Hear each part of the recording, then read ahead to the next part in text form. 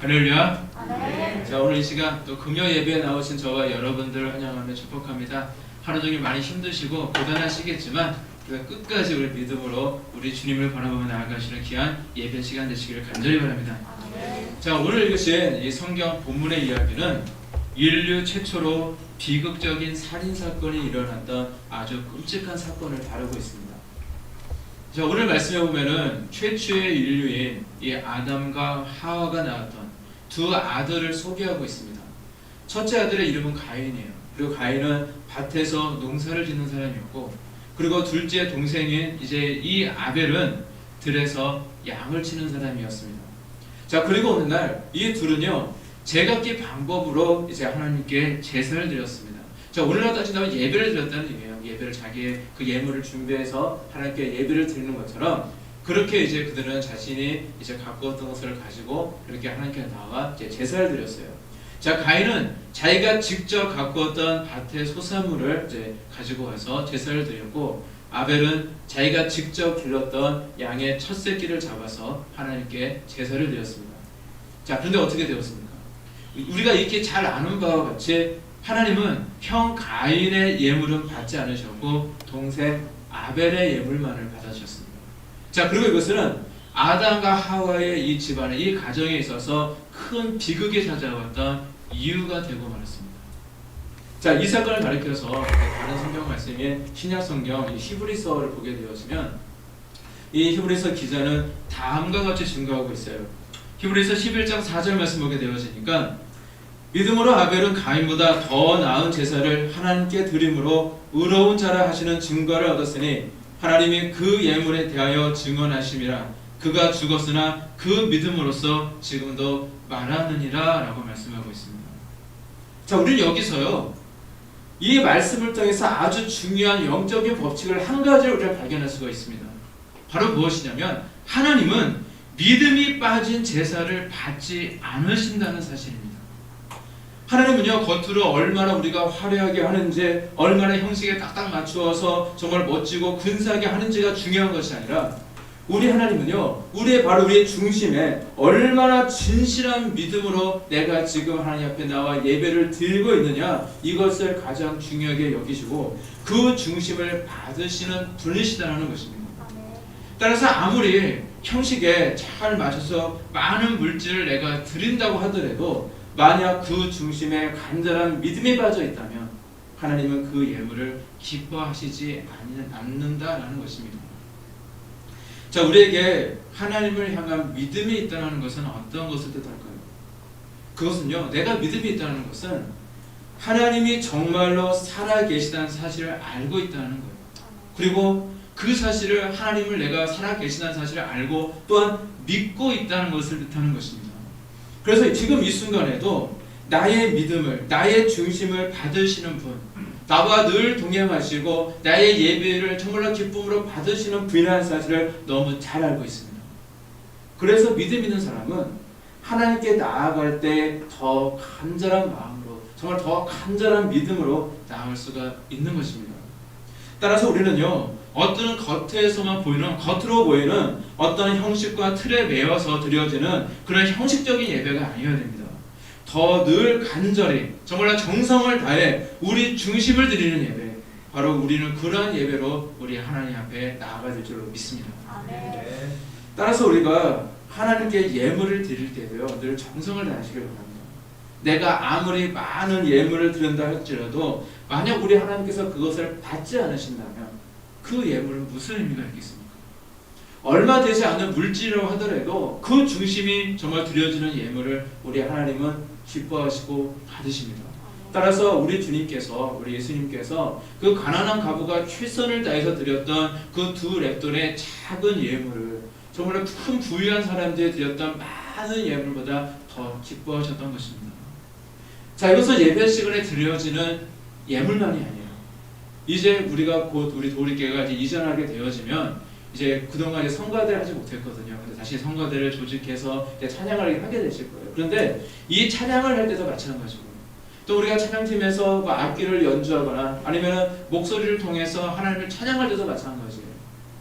우리가 교회에서 하는 모든 부서 활동, 또 많은 봉사활동, 수많은 사역들이 있을 것인데 그 모든 것을 행할 때도 다 마찬가지입니다.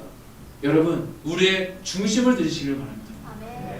우리 하나님 보시기에 우리가 인간적인 생각으로 저 사람이 잘한다 못한다 그걸 보시는 것이 아니에요.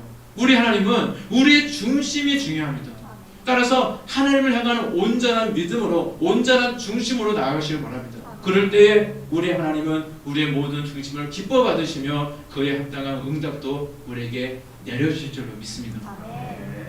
우리가 잘 아는 오병이어의 이 기적 사건을 보더라도요, 그 오병이어를 가지고 그 예수님께서 장병만 5,000명을 먹였던 이 사건은 너무나도 유명한 사건입니다.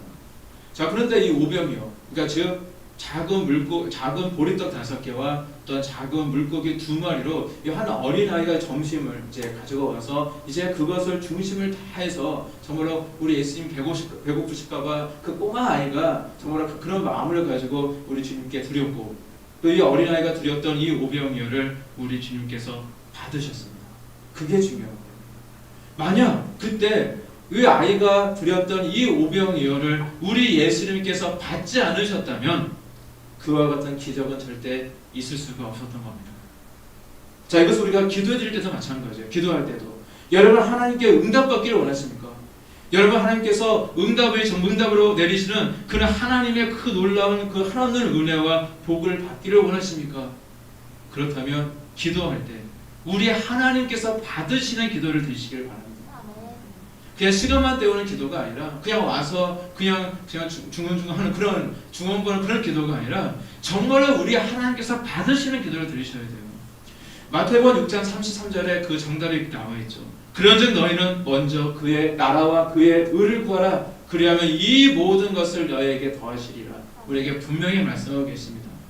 기도할 때 단순히 나의 욕심을 채우기 위해서 이생의 자랑을 위해서, 그러니까 뭔가 잘 되어서 친구들에게 자랑하고 싶어서 그렇게 해서 기도하는 것이 아니라 하나님의 나라를 위해서 기도하시길 바랍니다.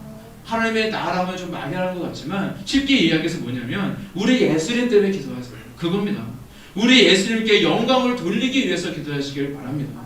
우리 여러분들이 정말로 기도를 응답을 받아야 되는 이유도 무엇이냐? 바로 우리 예수님이 그 이유신 거고, 여러분들이 잘 돼야 될 이유도 무엇이냐면 바로 우리 주님께 이 모든 것을 통해서 영광을 돌리기 위해서 여러분들이 잘 되어야 하시는 겁니다.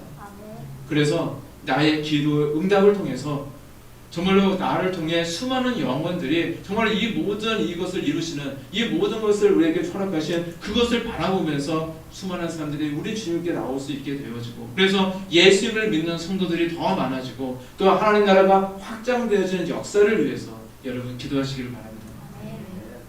이렇게 저와 여러분들의 이 간청하는 이 기도를 들으시고 정말로 또한 여러분들의 정말 간절한 마음을 가지고 우리 주님 앞에 눈물로 기도하시길 바랍니다. 그러면 우리의 그 모든 것 하나하나를 다 기억하시는 우리 하나님께서는요, 저와 여러분들의 그 기도를 분명히 받으실 것이고 저와 여러분들에게 응답이라고 하는 귀한 선물을 반드시 주실 줄로 믿습니다. 그래서 2022년도 영화도 벌써 반이 거의 흘러가고 있는데 꼭 우리 주님의 그 응답하심을 꼭 경험하시고요, 더 우리 주를 높여드리시며 저 하나님 나라를 아름답게 확장시켜 나아가는 저와 여러분들 되시기를 간절히 바랍니다. 특별히 오늘 보실 이 말씀, 이 성경, 이 본문 말씀의 이야기를 통해서 우리는요, 인생의 실패자로 낙인에 찍히고 말았던 이 가인의 모습을 우리는 조금 더 깊이 들여다보기를 원합니다. 왜냐하면요, 우리는 성서에서 기록되어 있는 이 가인이라고 하는 사람의 그 인생을 통해서 정말 그의 삶을 통해서 이렇게 살면은 실패하는 삶이 되는 거구나 라는 사실을 정말 우리가 깨닫게 되어지잖아요. 그래서 그것이 우리가 타산지석이 되어서 우리가 어떻게 살아가야만 우리는 실패하는 삶을 살아가지 않고 성공하는 삶을 살아갈 수 있는지에 대한 우리는 그런 기쁜 교훈을 우리는 배울 수가 있는 것입니다. 자, 가인은요, 동생 아벨이 잘 되는 것을 보며 화가 났습니다. 시습이 났어요. 막 분통이 났습니다. 본인은요, 사실 대충 하나님께 정말 간절한 믿음도 없이 그냥 부모님이 시켰는지 알 수는 없지만 그냥 하라고 하니까, 하나님께 제사 드려야 한다고 하니까 그냥 억지로 끌려가듯이 다분히 형식적으로 예배를 드리는 거예요. 옆에서 너무너무 잘하고 있는 동생만 탓하고 있습니다. 본인 자신은 하나님께 진심으로 믿음으로 나아가지도 못했으면서 공인의 옆에서 우리 하나님께 진실한 믿음으로 나아가고 있는 동생을 미워했습니다. 자, 사실 우리가 뭔가 잘못했을 때, 뭔가 내가 잘못된 길로 갔을 때 돌이키면 됩니다. 회개하면 됩니다. 그리고 다시 시작하면 됩니다. 그러면요, 70번씩 7번이라고 용서라고 하셨던 우리 주님은요, 그를 받아주시고 용서해주시고 그의 예배를 받으셨을 것입니다. 그런데 돌이키지 않았기 때문에 문제가 된 거예요. 가인의 문제는요, 회개하지 않았기 때문에 문제가 된 것이었습니다. 그래서 가인은 그저 남만 탓하며 자기보다 더 나은 제사를 드린 이 동생 아벨을 시기에 질주하다가 결국에는 자신의 동생을 들에서 돌로 쳐서 죽이고 말았던 것입니다. 아주 어처구니없는 사건이 생긴 거예요. 심지어 그는요, 하나님도 안정이 없는 것 같아요. 오늘 말씀을 잘 읽어보시면은 이와 같은 끔찍한 살인사건이 벌어지자 우리 하나님께서 직접 찾아오셨어요. 하나님께서 이렇게 오셨다는 건 정말로 귀한 일이잖아요. 우리의 생명의 주인이 되신 우리 하나님께서 이 문제를 해결하시려고 직접 찾아오신 겁니다. 그리고 가인에게 아벨이 어디 있느냐라고 물으셨어요. 그때 가인의 모습을 보시기 바랍니다. 성경은 구체적으로 기록은 되어 있지 않지만 아주 신경질적인 그런 반응을 보이는 것 같아요. 제가 뭐 아벨을 지키는 사람입니까? 왜 저한테 아벨을 찾으십니까? 제가 뭐 아벨이 어딘지 어떻게 알겠습니까? 제가 내가 아벨을 지키는 사람입니까? 그는 그렇게 얘기하고 있는 거예요. 이것은 그가 원망하며 남을 탓하고 있는 대상이요, 동생 아벨만이 아니었다는 것을 여실히 보여주고 있습니다. 그 화살이 우리 하나님께로도 향하고 있는 거예요. 다시 말해서 그는 자신의 그 예물을 받지 않으신 우리 하나님까지도 원망하고 있었던 것입니다. 사실 우리 하나님께서 가인에게 찾아오신 것은요, 좀 깊이 생각해보면 그에게 다시 기회를 주신 것이거든요. 그래서 하나님께서 친히 찾아오셨고 아벨이 어디 있느냐라고 물으셨던 것입니다. 그때 가인이 하나님 잘못했습니다. 제가 그만큼 범죄를 저지르고 말았습니다. 용서해 주세요라고 정말 눈물로 하나님께 호소하며 정말 눈물로 뉘우치고 있었다면 가인의 인생은 바뀌었을 것입니다. 그러면 그는 하나님께 용서받았을 것이고 새로운 출발을 다시 할 수 있었을 것입니다. 그러나 가인은 그러지 못했습니다. 그래서 그는 그 후에 하나님과 철저하게 단절된 삶을 살아가게 되었습니다. 그리고 그의 단절된 이 삶은요, 그의에만 끝나는 것이 아니라 그의 후손들에까지, 자손들에게까지 대대로 이어지게 되어져요. 그래서 그의 후손들은요, 바벨탑을 세웁니다. 세속 도시를 건설하였고 향락주의, 그리고 무력주의, 유물주의, 정말 전쟁을 좋아하는 정말로 그런 존재들로 그들은 타락하게 되어져요. 그로 인해 가정이 파괴되어지고 세속 도시가 건설되어지고 또 향락이 하늘치게 되어지고 정말 전쟁을 일삼게 되어지는, 바로 그것이 바로 가인의 유산이었다는 것입니다. 이와 같이 가인과 가인의 이 자손들의 이 모습은 하나님과 단절된 인생의 어떠한 삶을 살아가게 되는지에 대해서 우리에게 단적으로 보여주고 있는 것입니다. 예레미야가 3장 2절에 이렇게 말씀하고 있습니다. 하나님은 인자하신 하나님이신데 이렇게 말씀하고 있어요. 여호와의 인자와 긍휼이 무궁하심으로 우리가 진멸되지 아니함이니라 라고 말씀하고 있어요. 뭐냐면 하나님은 인자하신 하나님이에요. 또 긍휼이 무궁하신 분이십니다. 그래서 우리가 진멸되지 않는다라고 고백하고 있는 겁니다. 만일 우리가 조그만 잘못 있을 때마다 하나님이 오셔서 막 심판하시다면 이곳에 아마 살아남으신 분들은 다 한 분도 없으실 거예요. 하지만 우리 하나님은요, 인자하신 분이에요. 긍휼이 너무나도 무궁하신 분입니다. 그래서 우리도 지금도 우리가 늘 하나님 앞에 잘못할 때마다 하나님 앞에 나와서 정말 회개할 수도 있고요, 우리 주님 앞에 나와 이렇게 예배 드릴 수도 있는 것입니다. 자, 대표적인 사례로요, 어느 날 베드로가 예수님께 나와서 이렇게 묻습니다. 저에게 범죄한 사람이 있으면 7번 용서해 주면 됩니까? 라고 물어봤어요. 베드로는 큰 마음을 쓴 겁니다. 내가 나한테 똑같은 범죄하는 사람 7번 하면 하나님께서 예수님께서 칭찬해 주시겠지 생각을 가지고 큰 마음을 먹고 이제 딱 예수님께 얘기를 했는데, 그때 예수님은요, 베드로에게 7번뿐만이 아니라 70번씩 7번이라도 용서하라고 예수님은 말씀하셨거든요. 무한한 사랑, 끝없는 사랑을 베풀라라는 그런 이야기입니다. 이와 같이 우리 하나님의 마음이 이러하실진데 우리는 가인에게 있었던 이 사건을 보면서 참으로 안타까운 마음을 갖게 되어져요. 왜 저래야 했을까? 왜 자신의 잘못을 뉘우치고 회개하고 다시 하나님께 정말 하나님이 기뻐하실 만한 그 예물을 드렸으면 됐을 것을 어찌하여 저토록 어리석은 모습으로 살아가다가 저토록 저주받는 인생이 되었을까? 우리는 오늘 이 말씀을 통해서 매우 안타까움을 느끼게 되어집니다. 사실 이것은요, 우리도 마찬가지예요. 우리가 하나님 앞에 섰을 때 온전한 사람은 없어요. 없지만 우리가 깨닫게 되어진다면, 뭔가 나의 잘못을 깨닫게 되어지고 뭔가 하나님께서 내가 깨우치게 하신 것이 있다면 언제나 바로 순종하시기 바랍니다. 돌이킬 때 돌이켜야 됩니다. 하나님께서 뭐 하랄 때 해야 되고 늘 우리는 주님의 뜻에 순종하며 나아가는 우리의 모습이 되셔서 절대 가인처럼 이렇게 잘못된 우를 범하지 않고 늘 우리 주님 안에서 주님께 귀하게 쓰임 받으시고 평생토록 우리 주님과 동행하며 살아가시는 저와 여러분들 되시기를 간절히 바랍니다. 우리가 평소에 이제 심리학적인 용어를 사실 많이 사용해요. 근데 그 중에서 어떤 말이 있냐면 콤플렉스라는 말이 있어요. 많이 쓰시죠? 콤플렉스, 나 이게 콤플렉스야. 나는 코가 큰 게 콤플렉스야. 난 눈이 작은 게 콤플렉스야. 그래서 콤플렉스 얘기 많이 하실 거예요. 근데 사람들은요, 부끄러워서 사실 얘기를 잘 안 할 뿐이지 저마다 한두 가지씩은 콤플렉스를 다 가지고 있다고 그래요. 그리고 우리나라 사람들에게 나타나는 이 콤플렉스에 대해서 정리해놓은 책이 있는데 거기에서는 남성, 여성들에게 있는 이제 대표적인 7가지 콤플렉스를 정리해놓은 책이 있습니다.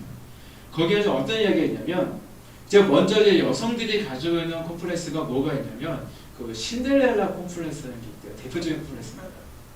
그러니까 스스로 열심히 노력해서 뭔가 내가 열심히 진취적으로 공부하고 외모를 가꾸고 뭔가 이렇게 해가지고 뭔가 자신의 명예를 얻고 자신의 뿌리가 높여지는 것보다 어느 날 뚝딱 백만탄 왕자님이 딱 나타나셔가지고 순식간에 자신의 신분이 막 급상승되어지기를 꿈꾼다고 합니다. 자, 이게 이제 신데렐라 콤플렉스인데 그 외에도 그 맞딸 콤플렉스가 있다고 해요. 특별히 이제 맞딸로 태어나신 분들은 이 콤플렉스에서 거의 다 갖고 있다고 그러는데 늘 맞딸은 이래 해야 된다. 동생들 보기에 늘 모범이 돼야 된다. 그러면서 암묵적인 스트레스로 인한 그 콤플렉스가 있고요. 또 늘 이제 그 슈퍼우먼 콤플렉스가 있잖아요. 직장생활도 잘하고 가정생활도 잘하고 다 잘해야 된다라는 그런 강박감에 살고 있는 그 슈퍼우먼 콤플렉스도 있고요. 그리고 여자는 착해야 된다. 옛날부터 그런 말 많이 들으셨죠? 여자는 착해야 된다 해서 착한 여자 콤플렉스도 있고요. 그리고 어떤 지적인 것을 추구하는 그런 지적 콤플렉스. 또 요즘 같은 세상은 그 외모를 굉장히 중요시 하잖아요. 그래서 성형수술을 많이 하게 되어지는데 이렇게 사회적인 분위기 때문에 생각난 외모 콤플렉스 등등 이런 콤플렉스가 있대요. 저 남성들도 마찬가지 비슷하긴 한데 남성들 중에서 가장 보편적인 것이 바로 사내대장부 콤플렉스라고 있다고 합니다. 사내대장부 콤플렉스. 자, 뭐냐면 남자들은요 어릴 적부터 사내대장부랑 모름지게 이래 해야 된다 라는 그런 말을 숱하게 들으면서 자라나게 되어집니다. 사실 부모님께 그런 얘기를 들은 적이 있어요. 제가 좀 아파서 울고 있으면 사내 자식이 말이야 이런 얘기 들으면서 항상 사내대장부랑 모름지기 이래 된다라는 그런 이야기를 하게 돼요. 그래서 대부분의 남성들이요 이 강인함에 대한 그런 강박감염에 시달린다고 합니다. 사실 저도 그런 것 같아요. 저한테 뭐가 있냐면 생각해보니까 저는 이게 있어요. 남자는 말이지 울면 안 돼. 저한테 그게 있습니다. 남자는 말이지 울면 안 돼. 그래서 제 아내랑 같이 TV를 볼 때가 있잖아요. 사실 TV 많이 볼 기회는 없지만 TV를 보다가 뭔가 제 감동적인 장면이 있으면 저희 아내는 굉장히 잘 울어요. 그래서 훌쩍훌쩍거리면서 코도 풀어가서 울고 있어요. 근데 저는요 그 눈을 부릅뜨고요 눈물을 꾹꾹 참아가면서 내가 남자인데 어찌 내가 울을 써냐 그래서 눈물을 흘릴 써냐 이러면서 이제 흐르는 눈물을 꾹꾹 참습니다. 그리고 이제 혹여 눈물이 날 때가 있잖아요. 그래도 애가 보니까 눈물이 좀 많아지더라고요. 그 눈물이 날 때가 있는데 그러면 몰래 빨리 닦고는 마치 안 울은 척 하면서 태어난 척 하면서 애들과 함께 질싸움을 눌려드립니다. 그게 이제 저의 모습이 있는데 이처럼 그렇게 혹여 눈물을 났을 때 그냥 눈물 흘리면 되죠. 그게 뭐 중요합니까? 굳이 할 필요도 없는 그런 행동을 하고 있는 겁니다. 남성이 좀 울면 어떻습니까? 그런데 사회적인 분위기가 남성들로 하여금 이런 강인함을 요구하는 겁니다. 또 그런 남자분들도 아실 겁니다. 공공 화장실에 가게 되어지면 그 화장 그 소변기 앞에 이런 게 붙어 있어요. 남자가 흘려야 될 것은 눈물만이 아닙니다. 이거 보신 적 있을 거예요. 항상 그거 볼 때마다 이 사회가 얼마나 이렇게 사내대장부 콤플렉스에 시달리고 있는가를 느끼게 돼요.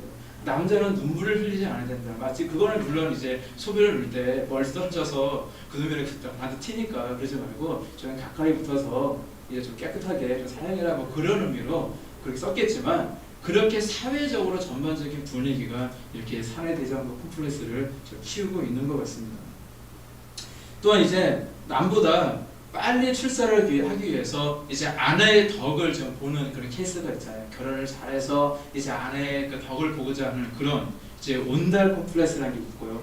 그리고 이제 그 여성들과 좀 비슷한 거긴 한데, 그리고 또 이 외에도 뭐 지적 콤플렉스, 장남이거든 장남 콤플렉스, 뭐 만능이 뭐든지 다 잘해야 된다는 만능의 콤플렉스, 또 외모 콤플렉스 등이 있다고 합니다. 사실 우리는 모두가 완벽한 존재들은 아니에요. 그렇기 때문에 다들 부족한 부분들이 다 있습니다. 저도 그렇고요. 여러분도 부족하고 전부 다 부족한 부분들이 다 있어요. 그래서 그것이 나에게 콤플렉스로 다가올 때도 있습니다. 그러나 우리가 그 콤플렉스를 어떻게 대처하냐에 따라서, 그것을 내가 어떻게 이겨내느냐에 따라서 그 사람의 삶의 질이 완전히 달라질 수 있는 것입니다.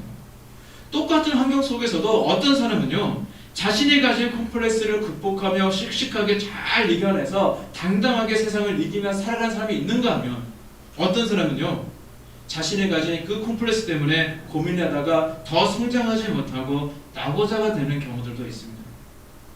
오늘 보신 가인은요, 아마 후자에 해당되는 사람이에요. 자신이 가지고 있는 콤플렉스를 극복하지 못했던 대표적인 인물입니다. 그리고 우리는 그것을 가리켜서 우리는요, 가인 콤플렉스라는 말 쓰더라고요. 가인 콤플렉스. 분명히 자기의 잘못인데도 불구하고 그것을 인정하지 못하고 모든 원인을 남에게 돌리고 있는 모습입니다. 그것을 우리는 성경에서 찾아보게 되어지면 가인 콤플렉스라고 그런 말을 써요. 저 아벨만 아니었으면, 저 아벨만 없었다면 내가 이런 수모를 안 당했을 텐데. 사실은 자신의 부족함 때문에 생긴 문제니까 나의 자신의 이 단점을 고치려고 노력하면 되는 것인데, 그런데 그는 그러지 못하고 그저 남을 탓하고 아벨을 탓하고 하나님을 원망하는 모습으로 살아갔던 바로 가인의 모습이었다라는 것입니다. 자, 이러한 모습이 콤플렉스가 되어지면요, 지금 자기가 정말로 그 이 모양, 정말로 이 모습으로 살아가는 것이 남들 탓이잖아요. 특별히 우리 부모님이 돈이 없어서 내가 이렇게 고생 많이 하면서 괜히 이제 부모님을 원망하게 되어지고, 또 과거에 일 좀 해봐라고 어떤 이렇게 했던 친구가 있었다면, 그 녀석이 그때 그냥 나를 이렇게 꼬시지 않았습니다. 이런 고생하지 않을 텐데.